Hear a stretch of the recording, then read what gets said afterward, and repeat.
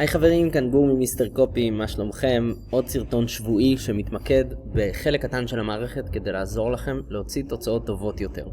היום אנחנו הולכים לדבר על המודלים של מיסטר קופי, מה ההבדל ביניהם, איך לעבוד איתם, מה אפשר לעשות איתם כדי להוציא תוצאות טובות יותר, ואיך אתם יכולים למצוא את המודל שמתאים לכם בול. אז בואו נצלול פנימה. אז יש לנו את המודלים בעצם של מיסטר קופי פה מתחת לצ'אט. אתם רואים את זה?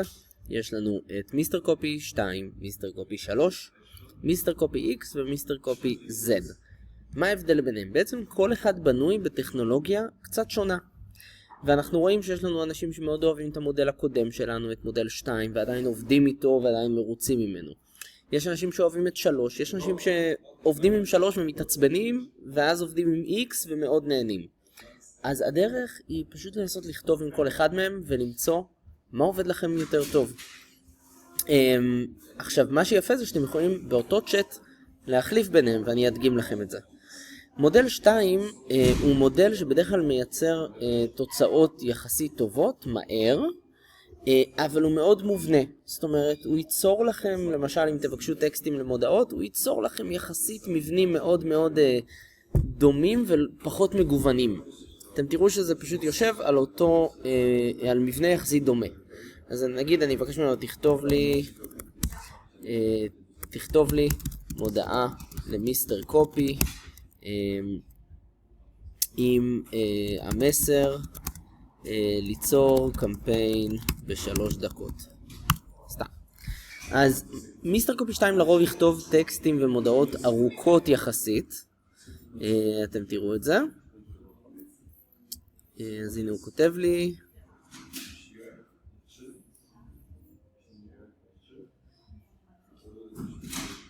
אז אתם רואים, גם יש לו קצת טעויות בעברית. אז זה קורה עם מיסטר קופי 2. אבל אתם רואים, הוא כותב יחסית ארוך. עכשיו, אני יכול להחליף. רגע, הוא יסיים, אני אתן לו לסיים. יפה. אז הוא כתב לי את המודעה הזאת.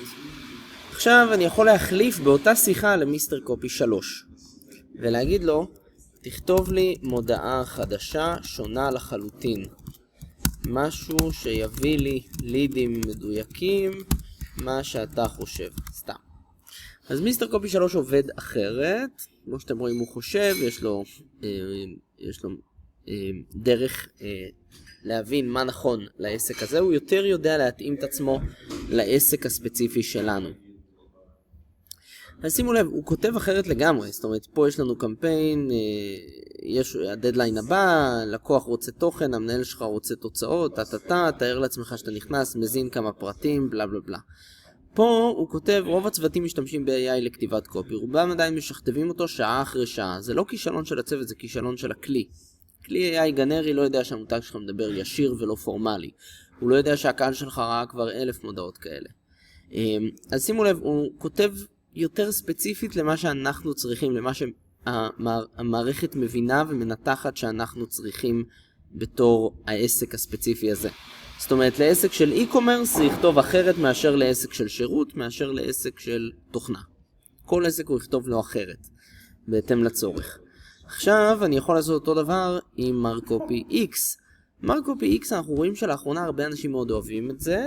זה המודל האחרון, הוא כותב יחסית מהר ויחסית מדויק. זאת אומרת, אם מיסטר קופי 2 מוציא תוצאה מהר אבל היא פחות מדויקת לעסק, ומיסטר קופי 3 מוציא תוצאה מדויקת יותר לעסק, אבל בכתיבה שלו לפעמים אנשים פחות אוהבים את הניסוחים, אז במיסטר קופי X שילבנו את שניהם. הוא גם מהיר, הוא גם מדויק לעסק וגם הכתיבה שלו יותר טובה.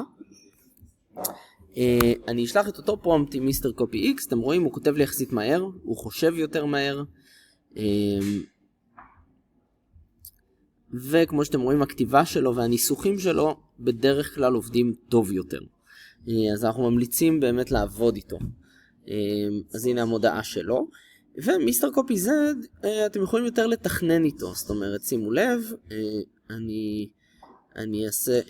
אעביר למיסטר קופי Z ואני אגיד לו, אני רוצה רעיונות למסרים חדשים שעוד לא חשבתי עליהם.